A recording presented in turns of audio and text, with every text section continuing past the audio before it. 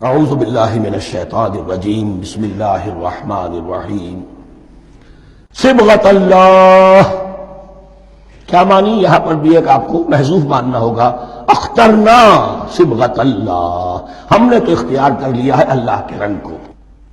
ومن احسن من اللہ صبغۃ ونحن له عابدون، اور اللہ سے بہتر رنگ کس کا ہوگا، اور ہم تو بس اسی کی بندگی، اسی کی پرستش کرنے والے ہیں۔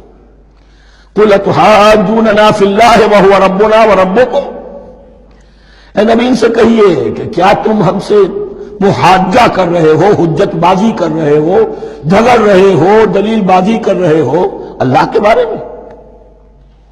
وَهُوَ رَبُّنَا وَرَبُّكُمْ، وہ تو ہمارا رب بھی ہے تمہارا رب بھی ہے، رب تو ایک ہے، رب بھی ایک، اس کا دین بھی ایک، ہاں شریعتوں میں فرق ہوا ہے۔ قُلْ أَتُحَاجُّونَنَا فِي اللَّهِ وَهُوَ رَبُّنَا وَرَبُّكُمْ وَلَنَا أَعْمَالُنَا وَلَكُمْ أَعْمَالُكُمْ، رب تو ہمارا بھی وہ تمہارا بھی وہ، البتہ ہمارے لیے ہوں گے ہمارے عمل، تمہارے لیے ہوں گے تمہارے عمل۔ وَنَحْنُ لَهُ مُخْلِصُونَ، اور ہم تو اس کے لیے اپنے آپ کو خالص کر لینے والے ہیں۔ یہ ذرا تین الفاظ یہاں پہ نوٹ کر لیجئے، یہ میرے اور آپ کے لیے لمحہ فکریہ ہیں۔ نحن لہو مسلمون، 136ویں آیت اس پر ختم ہوئی، ہم اس کے سامنے سر تسلیم خم کرتے ہیں، ان میں سے تو ہم بھی شامل ہیں۔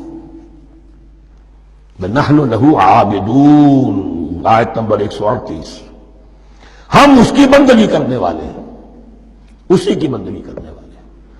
تو صرف اسلام نہیں، عبادت، اور ٹوٹل عبادت، ٹوٹل بندگی، پوری زندگی میں اس کی ہر حکم کی پیروی اور اطاعت۔ اس سے آگے بات آئی وَنَحْنُ لَهُ مُخْلِصُونَ، یہ عبادت اخلاص کے ساتھ نہیں ہے تو منافقت ہے۔ اس عبادت سے کوئی دنیا کی منفعت پیش نظر نہ ہو،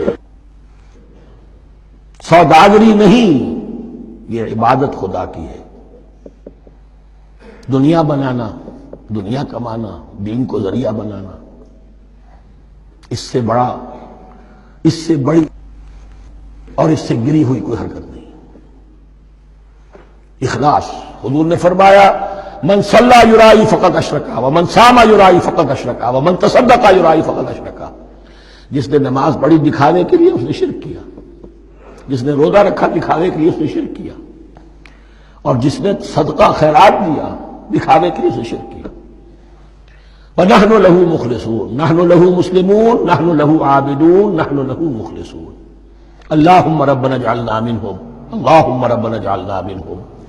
أَمْ تَقُولُونَ إِنَّ إِبْرَاهِيمَ وَإِسْمَاعِيلَ وَإِسْحَاقَ وَيَعْقُوبَ وَالْأَسْبَاطَ كَانُوا هُودًا أَوْ نَصَارَىٰ، کیا تمہارا کہنا یہ ہے کہ ابراہیم اور اسماعیل اور اسحاق اور یعقوب اور ان کی اولاد یہودی تھے یا نصرانی تھے؟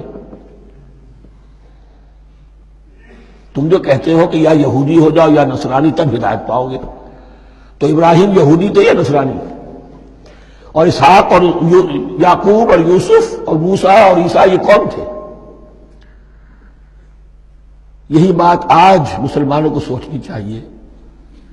محمد الرسول اللہ اور ان کے اصحاب دیوبندی تھے یا بریلوی تھے یا اہل حدیث تھے یا شیعہ تھے یا سنی تھے؟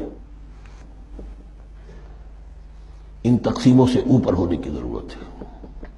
اللہ کے ساتھ اخلاص کا تقاضا یہ ہے، ٹھیک ہے ایک فقہی مسلک کے اعتبار سے ایک شخص کسی مسلک کی پیروی کر رہا ہے، لیکن اپنے آپ کو اس سے آئیڈینٹیفائی کرانا اور اس مسلک کو مقدم رکھنا دین پر، اور اس مسلک ہی کے لیے محنت اور مشقت اور بھاگ دوڑ تبلیغ ہو رہی ہے اسی کی، یہ چیز بالکل اس اصل حقیقت کے خلاف ہے کہ جو اللہ کے دین نے ہمیں سکھائی۔ أَمْ تَقُولُونَ إِنَّ إِبْرَاهِيمَ وَإِسْمَاعِيلَ وَإِسْحَاقَ وَيَعْقُوبَ وَالْأَسْبَاطَ كَانُوا هُودًا أَوْ نَصَارَىٰ قُلْ أَنْتُمْ أَعْلَمُ أَمِ اللَّهُ، کہیے ان سے کہ تم زیادہ جانتے ہو یا اللہ زیادہ جانتا ہے۔ وَمَنْ أَظْلَمُ مِمَّنْ كَتَمَ شَهَادَةً عِندَهُ مِنَ اللَّهِ، کان کھول کر سن لو، اس سے بڑھ کر ظالم کون ہوگا جس نے اللہ کی ایک گواہی جو اس کے پاس تھی اسے چھپا لیا۔ تمہارے پاس گواہیاں ہیں، علماء یہود جانتے تھے، یہ اللہ کے رسول ہیں جن کے ہم منتظر تھے، اس گواہی کو چھپائے بیٹھے۔ وَمَنْ أَظْلَمُ مِمَّنْ كَتَمَ شَهَادَةً عِندَهُ مِنَ اللَّهِ وَمَا اللَّهُ بِغَافِلٍ عَمَّا تَعْمَلُونَ، اور اللہ ہرگز غافل نہیں ہے کہ اس سے جو تم کر رہے ہو۔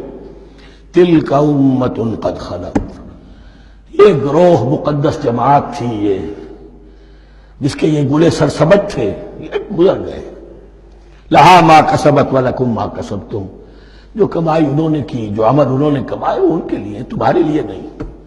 تمہارے لیے وہ ہوگا جو تم کماؤ گے، ولا تسألون عما كانوا يعملون، اور تم سے ان کے عمل کے بارے میں نہیں پوچھا جائے گا کہ انہوں نے کیا کیا، تم سے سوال یہ ہوگا کہ تم نے کیا کیا۔ صدق اللہ العظیم۔